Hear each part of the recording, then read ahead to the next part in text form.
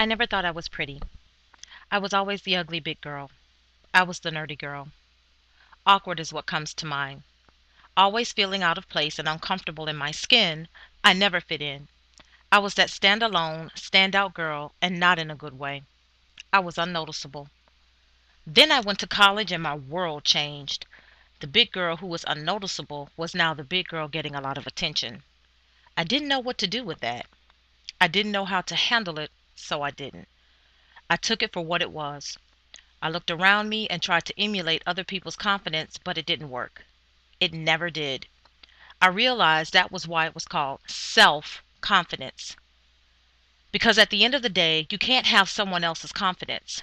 It doesn't work that way. You've got to develop your own, and to do that, you've got to have an identity. You've got to know who you are and what you have to offer in order to carry your own confidence.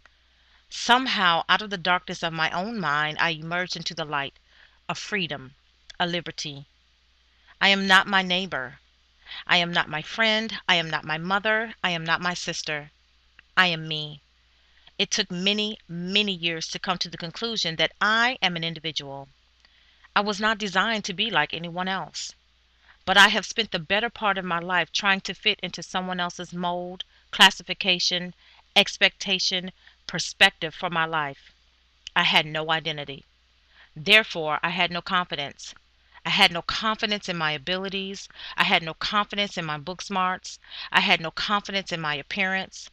I simply had no self confidence.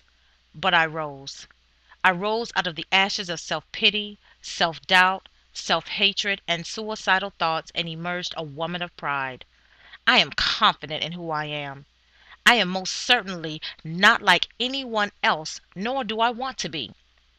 I am me. So what I'm not a size zero, or I have wide feet. So what my skin tone isn't even. So what? Who really cares? We are women. We come in all shapes and sizes.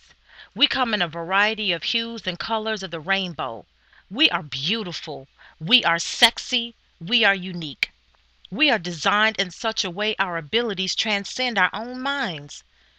When we get a revelation of the fact we weren't meant to fit into someone else's shoes, society's paradigm, a classification, or a mold, when we get that revelation, we will be free.